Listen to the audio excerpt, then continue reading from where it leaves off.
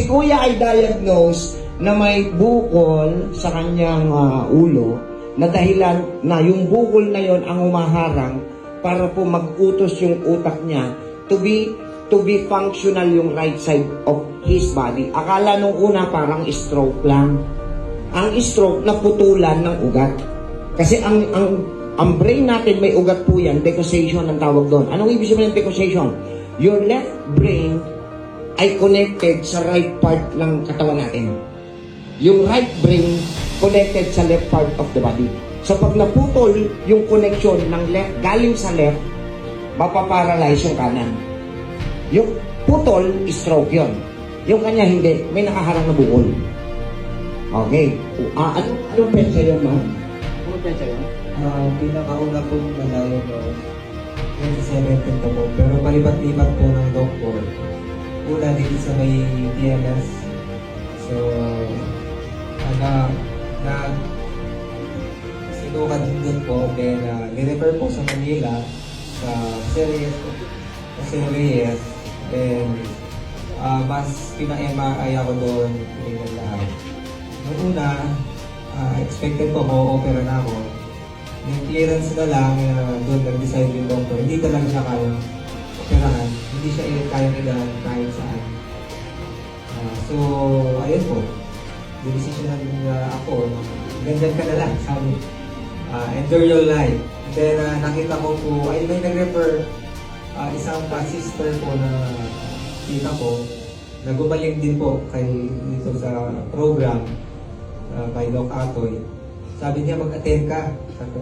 Turo pa nga po nun sa Quezon City.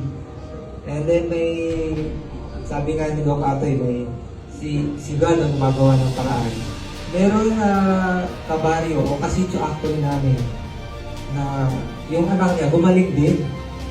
So sabi niya, sa Dao, meron ganitong date. Nagpunta ko kami. So it's like sa Quezon City. Noong February, around February of this year, right? Opo.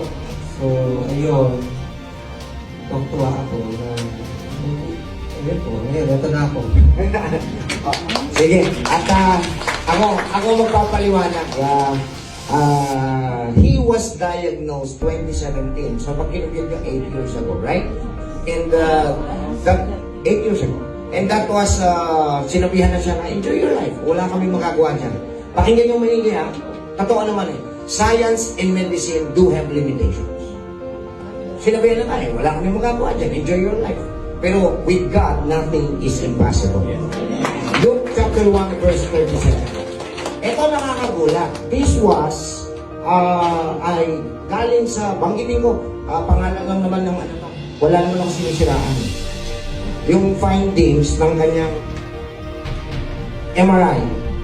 Findings sa kanyang MRI sa Our Lady of Mount Carmel noong May 21, 2024.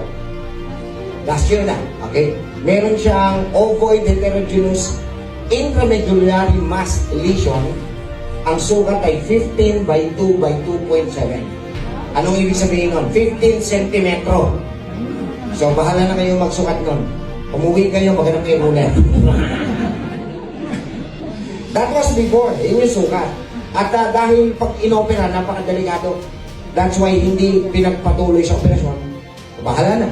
So, wala namang ginawang treatment. So, nakita niyo tayo, pinakinggan niya ako maigi, sabi ko, may purpose si God, ba't nangyayari yan?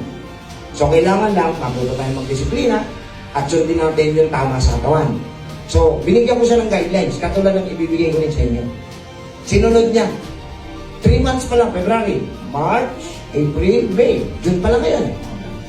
Naku, grabe. 3 months, pina-check ko ulit, CT scan. Wala na po yung bukol. Ay, nanginiligo ako. Pinililabutan niyo ako, bakit? Isa po ito sa pinakamalaki. Hindi, pinakamalaking bukol na natulungan mo matulong, 52 cm. Mayoma yan. Eh, ito sa utak to. Ayan o, ang nakalagay ho rito, impression. No mass is seen. Cervical spondylosis na lang. Anong ibig sabihin nun? May naiipit na lang na ugat sa cervical area. Kaya hanggang ngayon, medyo mahina pa. Pero sabi ko nga sa kanya, how are you?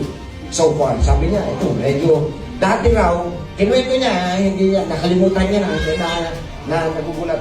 Dati daw, wala talagang pakiramdam niya. Ngayon, nakakaramdam na siya ng pain. Sabi niya, Dok, may nararamdaman ng pain. Sabi ko, thank you, Lord.